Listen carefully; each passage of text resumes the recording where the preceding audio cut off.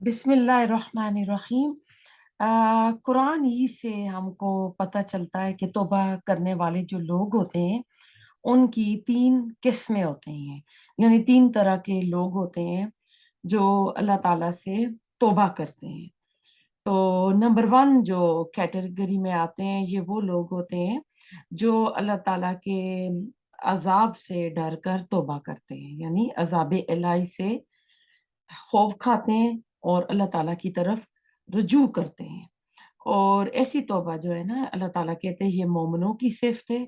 सूरत नूर में वतूबू इलल्लाह के लफ्ज आए हैं कि और अल्लाह की तरफ लौट आओ।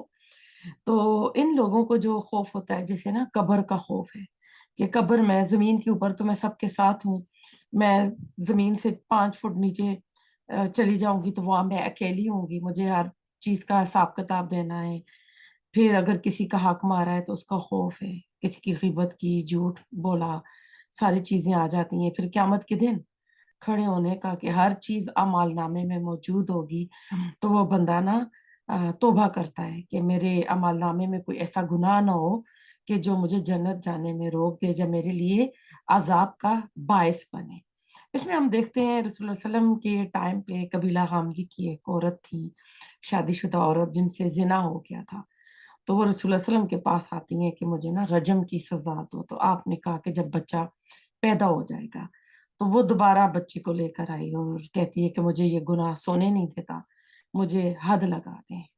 तो आपने कहा नहीं, बच्चा जब खाना रोटी खाना शुरू कर देगा, वो कुछ अरसे बाद बच्चे के हाथ में कोई ब्रेड का टुकड़ा उठाए आई कि इसने खाना शुरू कर दिया है, तो उसको फिर ये रजम की सजा मदीना में दी गई थी।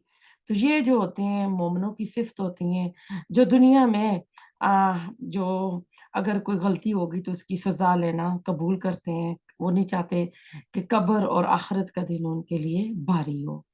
नंबर दो लोग जो आते हैं दूसरी कैटेगरी में, ये वो लोग होते हैं जो स्वाब और लालच के लिए तौबा करते हैं। ये तौबा जो होती है सालिहीन और औलिया लोग जो होते हैं ना, उनकी ये सिफ्त है कि वो अपने दर्जात की बुलंदी के लिए अल्लाह ताला से हर वक्त तौबा इस्तगफार करते रहते हैं। सूरत कौफ में वजा बिकल्ब मुनीब आता है कि जो रुजू करने वाला दिल लेकर आया, यानी उसके दिल में बार बार रुजू क्या था कि अल्लाह ताला की तरफ बार बार तौबा इस्तगफार करके पलट के आ रहा था। ऐसे लोग जो होते हैं ये अपने नफ्स, अपनी ज़रूरियात, अपनी ख्वाहिशात के ऊपर दूसरों को तरजीह देते हैं। कुरान में एक आयत आ गई थी कि वो लोग जो ना अपने ऊपर दूसरों को तरजीह देते हैं। तो ऐसा हुआ था कि कुछ लोग आए थे, रसूलुल्लाह सल्लल्लाहु अलैहि वसल्लम के घर में भी खाना नहीं था, तो आपने मस्जिद में कहा था कि कोई इनको घर ले जाए। तो एक साहबी उनको अपने घर ले गए थे। तो उनके घर भी खाना इतना ही था कि सिर्फ, यानी एक्स्ट्रा नहीं था, सिर्फ उन्हीं ही के लिए था। तो उन्होंने बच्चों को भूखा सुला दिया। उसने कहा अपनी बीवी से कि आप बच्चों को भूखा सुला दें, जब हम खाना रखेंगे तो तुम चिराग को बंद कर देना और हम प्रोटेक्ट करेंगे कि हम लोग उनके साथ खाना खा रहे हैं, हम नहीं खाएंगे और वो लोग खाना खा लेंगे। दो लोग थे जितने भी थे। तो इन्होंने ऐसा किया। तो दूसरे दिन जब गए मस्जिद में तो रसूलुल्लाह सल्लल्लाहु अलैहि वसल्लम ने बुलाकर पूछा, क्योंकि कुरान में आयत नाज़िल हो गई थी। तो अल्लाह ताला भी हमें ऐसी आदात वाला, ऐसी कुर्बानी की सतह पर काम करने वाला बनाए कि इस वक्त जो हालात चल रहे हैं दुनिया में, तो बहुत से लोग हैं जिनको जरूरत है और हमारे पास एक्स्ट्रा पड़ा हुआ है, लेकिन हम ना अपने लिए संभाल संभाल कर रखते हैं, अपने ऊपर दूसरों को तरजीह नहीं देते, अपने बच्चों के ऊपर दूसरों के बच्चों को तरजीह नहीं देते। तीसरी किस्म के जो लोग होते हैं ये अल्लाह सुब्हाना ताला की इताअत में तौबा करते हैं। इस कैटेगरी के अंदर अंबिया और रसूल आ जाते हैं। ये रसूलों की तौबा होती है। अगर आप सूरह सौद पढ़ें तो उसमें आप देखेंगे कि मुख्तलिफ अंबिया और रसूलों का जिक्र किया है और उनकी तौबा का, अनाब का, कि किस तरह अल्लाह ताला की तरफ रुजू करते हैं। और रसूलुल्लाह सल्लल्लाहु अलैहि वसल्लम एक दिन में 70 या 100 से भी ज्यादा मर्तबा तौबा किया करते थे। तौबा करने में हम इंसानों ही का फायदा है।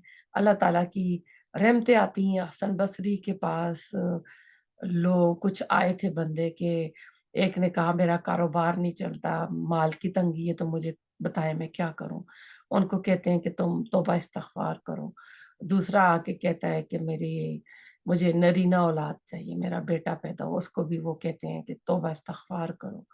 تو ان کے پاس جو بندہ بیٹھا تھا تو انہوں نے کہا کہ آپ نے تو ایک ہی پرسکرپشن دو ڈفرنٹ مریضوں کو دے دیے۔ تو پھر انہوں نے سورۃ نوح کی آیت کا ذکر کیا تھا جس میں اللہ تعالیٰ کہتے ہیں تم اگر استغفار کرو گے تو آسمان جو ہے برستا ہوا رحمت کے ساتھ تمہارے اوپر آئے گا، زمین اپنے خزانے اگلے گی اور تمہیں باغات سے اور بیٹوں سے تمہاری مدد کروں گا۔